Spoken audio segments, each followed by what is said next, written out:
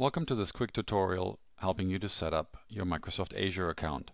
One person on your team needs to set up the account. I will distribute the setup codes, the educational passcodes, the subscription for Microsoft Azure here. I will distribute those on iLearn in your group forum.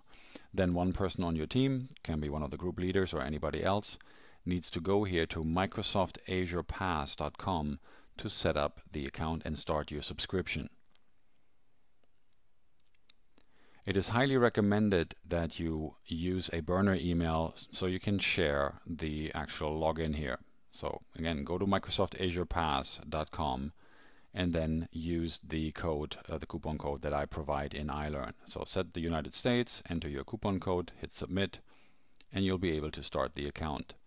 Microsoft recommends to set up a private browsing session whenever you want to access the Microsoft Azure Pass platform or the portal, as otherwise sometimes with cookies that can create problems. So make sure you set up, whether you're using Chrome, IE or Firefox, Safari, set up a private browsing session, and then you'll be able to go here and redeem your account. So this is a one-time setup. You have to make sure that that burner email that you're going to use is an actual Microsoft account. So you can use any email to make this a Microsoft account, but you'll need to make sure that this is a registered Microsoft account. Once you have your code entered and your shared, say, live.com address or something that you have here, you can redeem this pass. With the educational grant, we'll get $100 a month. So we'll make sure that with the setup on the virtual machine, we'll stay below that. So hit proceed and start activating your subscription. There is no need for a credit card to enter in the account. So if you see credit card information, chances are you set up the wrong account. You might have opted for the pay-as-you-go plan and so on. That is not needed. We want to use the educational account here. You click on agree to the terms and condition and purchase, quote-unquote, purchase this account.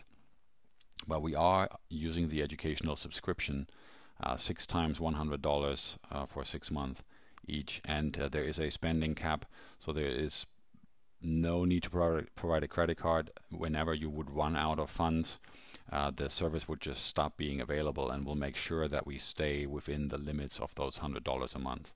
Basically, the setup for the virtual machine will be roughly $89 a month, so we'll have some buffer there. Okay, so once you hit subscription, once you hit purchase, that will take a moment, and then you'll have your Azure Pass pending activation. So in my case here, you'll see there's also a pay-as-you-go plan, as I tested this before, that will not be available there in your case. So that shouldn't be there, and there's no need for activating pay-as-you-go. We will use the Azure Pass.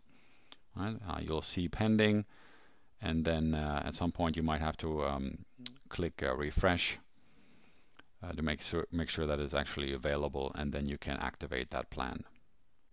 Once your Azure Pass is active, then you can actually click on the portal and use the actual Microsoft Azure service. So this is basically the billing portal here at account.windowsazure.com, and will now, once it is active, you don't really have to deal with this anymore. So you can just click on portal in the upper right hand corner and then go to the site or the portal where you actually will configure the technical service.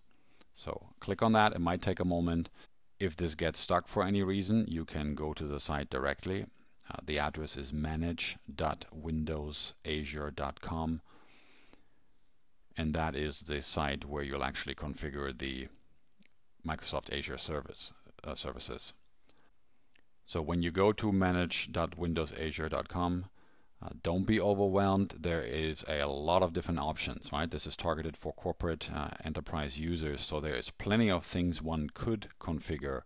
We're basically just going to set up a virtual machine and otherwise leave it alone, but I want to provide you this service. You can kind of poke around and see what's actually happening. So first time login, obviously nothing is here, and then we'll have to set up our virtual machine. All right, but don't be overwhelmed. You'll see plenty of different options. Again, you could as an enterprise, there's lots of different resources here and services that one might be interested in.